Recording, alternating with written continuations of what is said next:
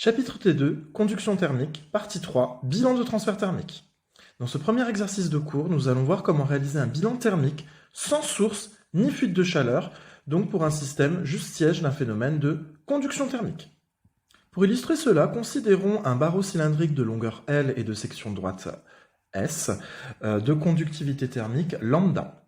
Ce barreau est soumis à un gradient de température puisqu'il est chauffé à la température Tc en x égale 0, tandis qu'il est à la température ambiante Tf en x égale L. Le conducteur thermique est donc soumis à un gradient de température. Vu la nature du gradient, on en déduit que le conducteur thermique est siège d'un transport axial de chaleur par conduction. Le but de l'étude est de déterminer la température le long du barreau selon l'abscisse x en régime permanent stationnaire.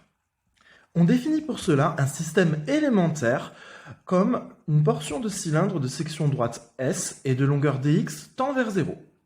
Le bilan thermique consiste à indiquer les transferts thermiques par conduction qui sont algébriquement reçus par le système.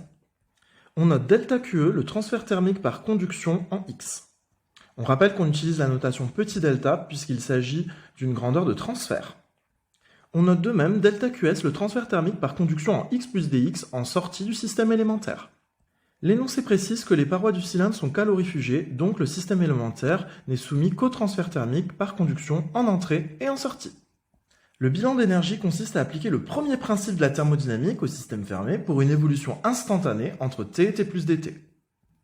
La variation instantanée de l'énergie sous toutes ses formes, sous forme d'énergie interne et d'énergie mécanique macroscopique, est égale à la somme de tous les transferts d'énergie, par travail des forces pressantes, travail utile éventuel, et les transferts thermiques. La variation d'énergie mécanique macroscopique est nulle puisque le système élémentaire est au repos macroscopique. En conduction thermique, on étudiera seulement des solides et des liquides, donc des phases condensées, dont la variation de volume est nulle pour une phase condensée incompressible. Il n'y a donc pas de travail des forces pressantes échangées. Ici, le système n'échange pas de travail utile autre que les forces pressantes. Le terme ΔQe moins ΔQs représente en fait la résultante du transfert thermique algébriquement reçu par conduction. On obtient finalement variation instantanée d'énergie interne égale transfert thermique entrant moins transfert thermique sortant par conduction. En divisant par dt qui tend vers 0, on obtient un bilan de flux thermique, du sur dt égale ΔQe sur dt moins ΔQs sur dt. L'unité de ce bilan est le joule par seconde, aussi appelé le watt. C'est donc aussi un bilan de puissance thermique. On réalise le bilan en régime permanent stationnaire, où l'énergie interne ne dépend à la limite que de l'abscisse x considérée, mais absolument pas du temps. Ainsi, en régime permanent stationnaire, d de u sur dt est égal à 0. On reconnaît les flux thermiques échangés par conduction. En entrée, c'est le flux thermique en x, et en sortie, il s'agit du flux thermique échangé par conduction en x plus dx. Le bilan de flux se simplifie donc de la manière suivante. On peut en déduire deux informations. Que quel que soit x appartenant au conducteur thermique, le barreau cylindrique, le flux thermique en x est le même que le flux thermique en x plus dx. Le flux thermique est donc une constante. On parle alors de flux thermique conservatif. On peut également en déduire une équation primitive en termes de flux thermique.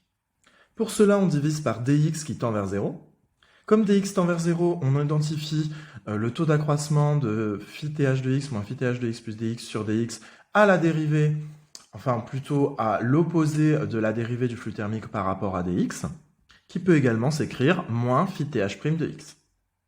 Finalement, on a établi une équation primitive de la fonction flux thermique de x. Le but étant de trouver la température le long du barreau, il s'agit ensuite de relier le flux thermique à la température à l'abscisse x.